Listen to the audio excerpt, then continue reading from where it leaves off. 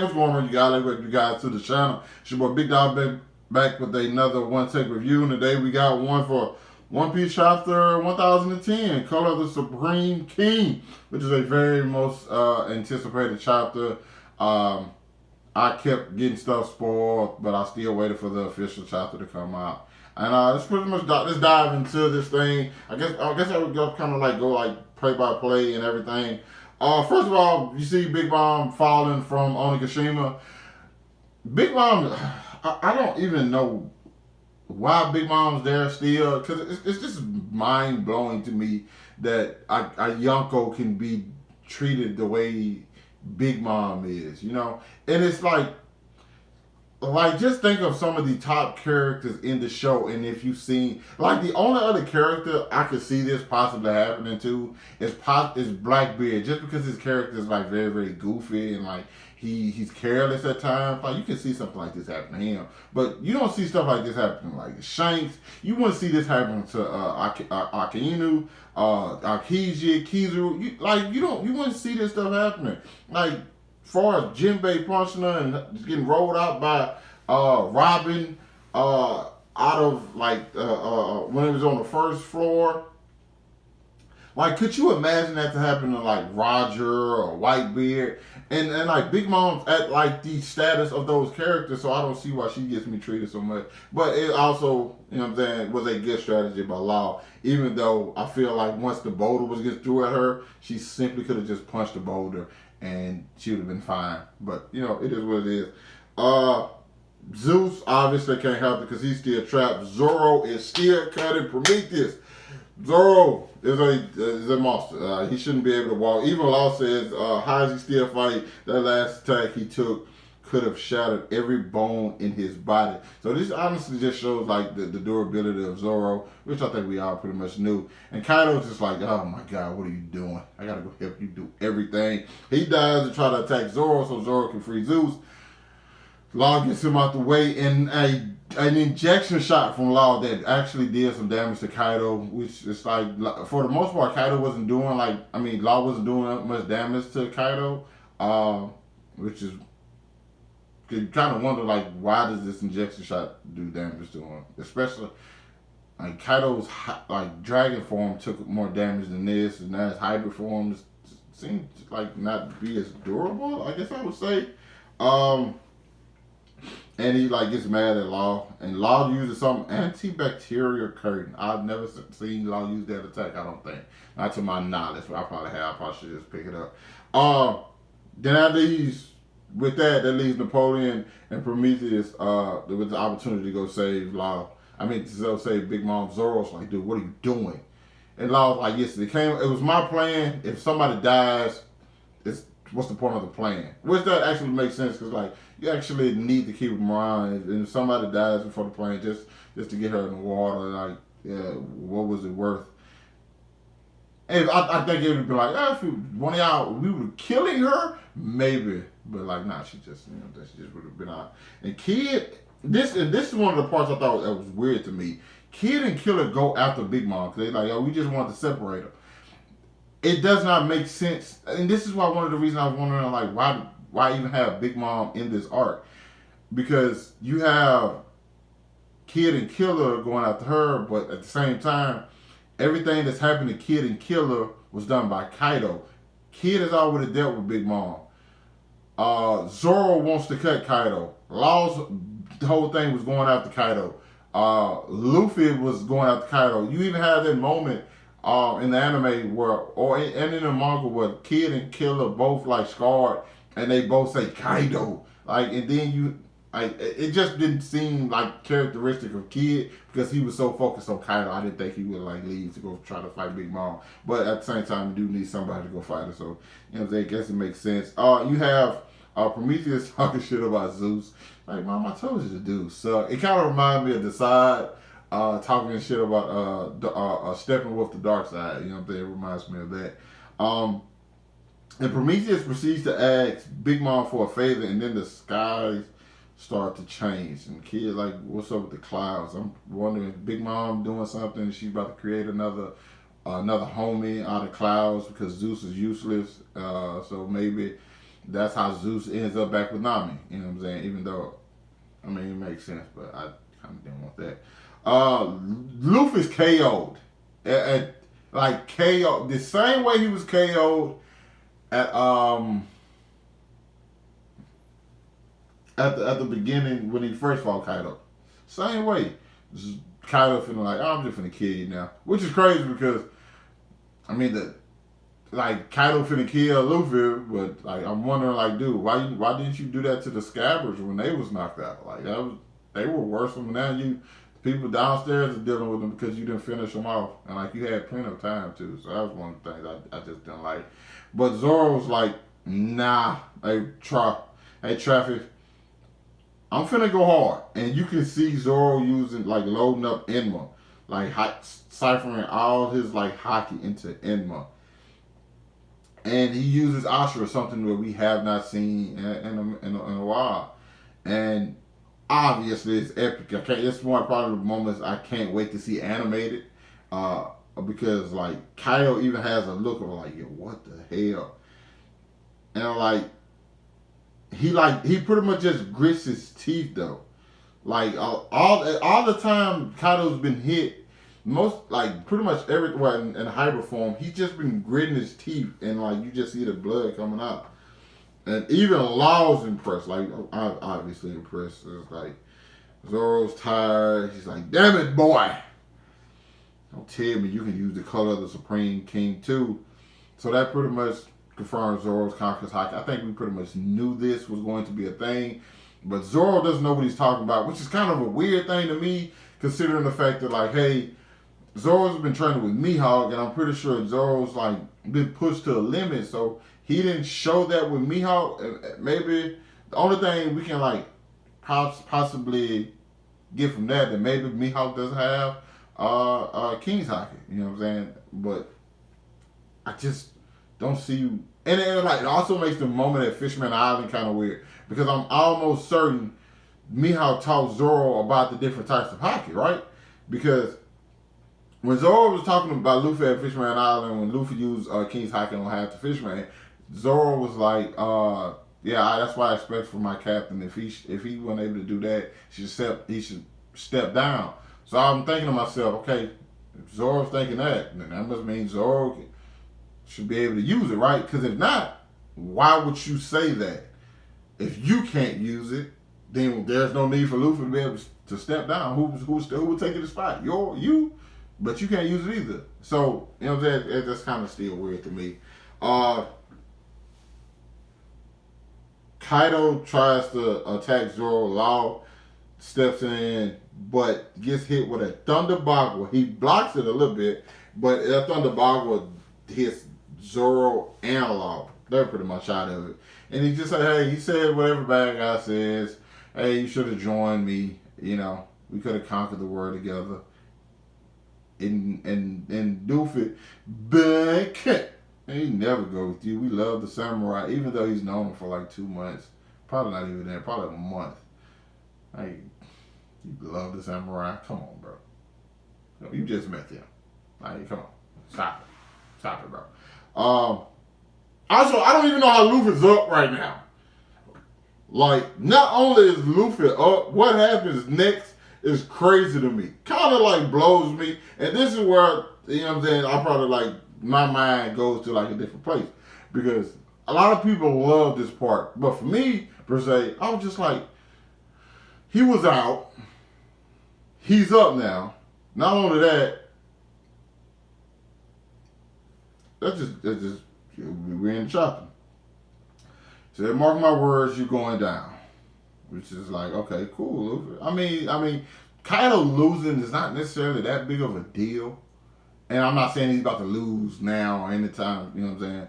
It's just because he's lost 7 times before as a pirate. So I really wish they would say who those 7 times were too. You know what I'm saying? Or they have to, like, that's information I don't think Oda put in for no reason. It just seemed dumb. I feel like Kaido has a big flaw, and eventually we have to see what that flaw is. Now, he might be the strongest, but that might not necessarily mean just because he's the strongest doesn't mean he can't be beaten, okay? There has to be ways to beat him, obviously.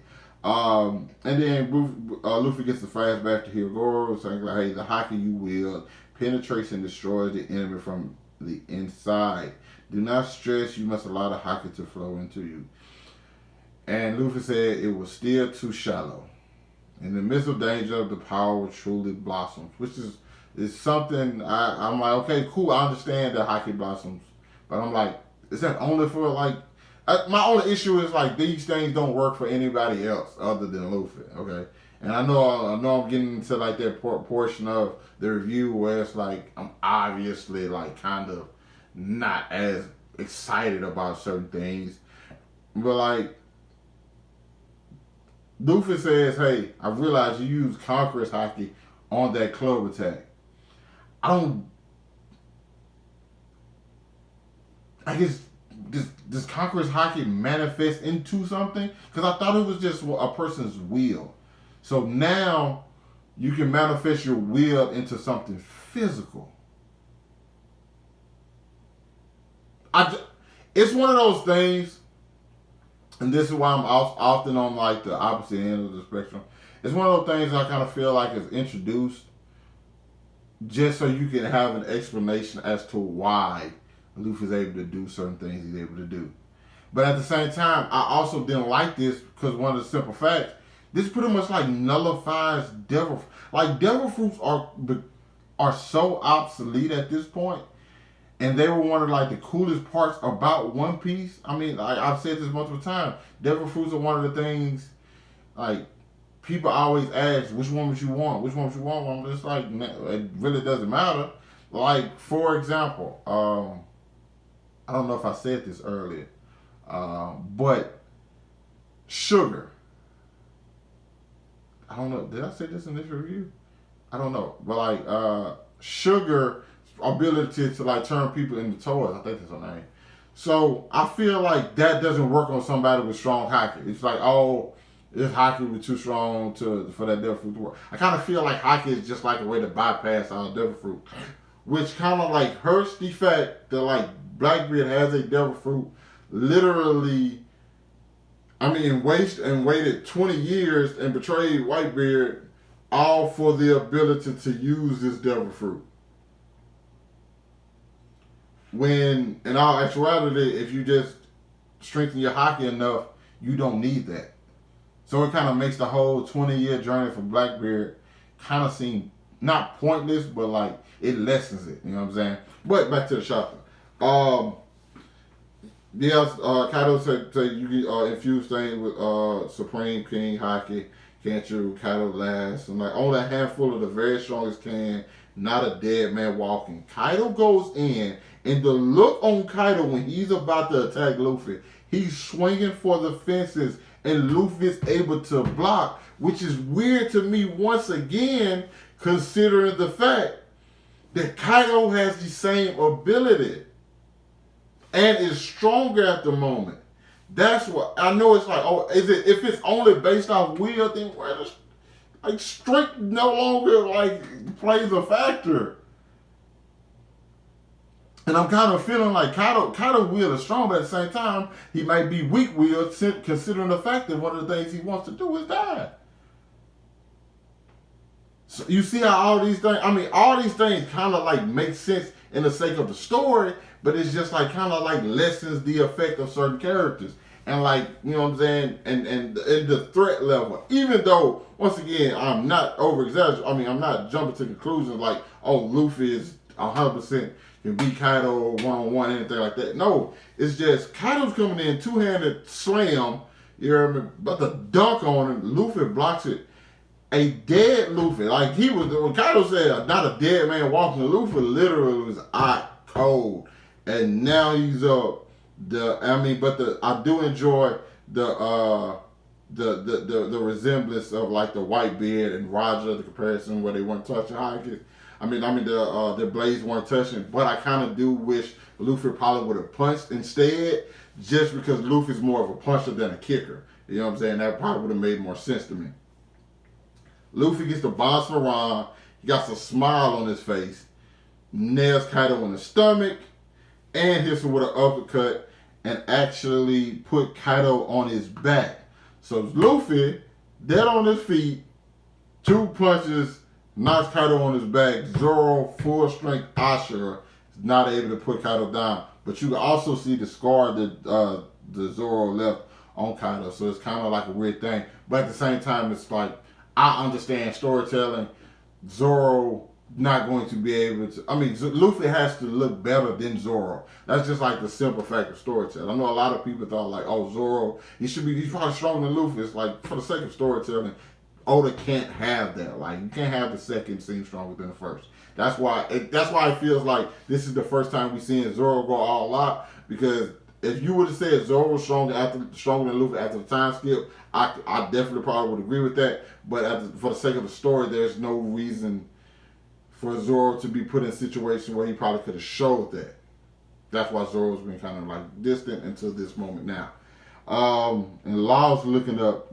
Law just keep looking up, being surprised by everything that's happened. He said he's not even touching him. Zoro Traffic, thanks for protecting me. You can go down. I'm going to beat him no matter what it takes. Go ahead and let everyone know.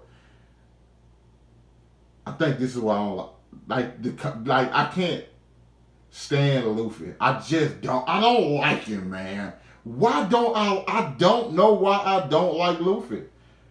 Like this moment right here with like this moment should be everything. Except I just hate it and I'm legitimately on a losing end of the spectrum with One Piece. I'm legitimately on the losing end of the spectrum. One, I want the Yonko to win. I want the Alliance to go through. I want the Alliance to put pressure on the Marines, the other Yonko, every other pirate in the sea. That's why I want the Alliance to go through. Because the world pretty much shifts. If they lose, it shifts too. But like the clock moves faster with them winning. Because you have a Yonko Alliance in place now, which is supposedly unstoppable, but it's seeming very much stoppable by a rookie, by the Supernova.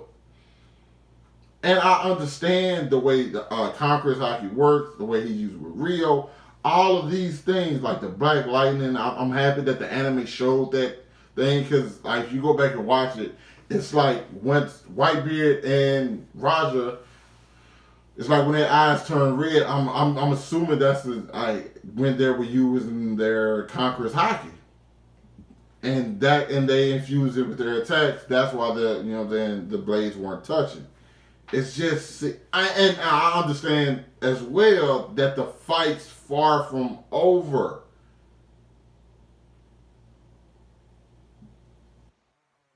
I don't know. I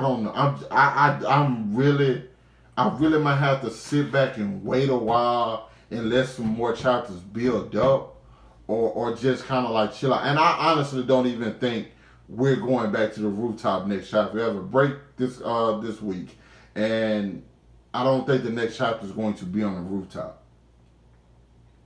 which is kind of leads me to believe like, oh, eventually we gonna go. We probably gonna go. This probably gonna remind me of Just Roast. We go back and see what every other character doing in every single fight.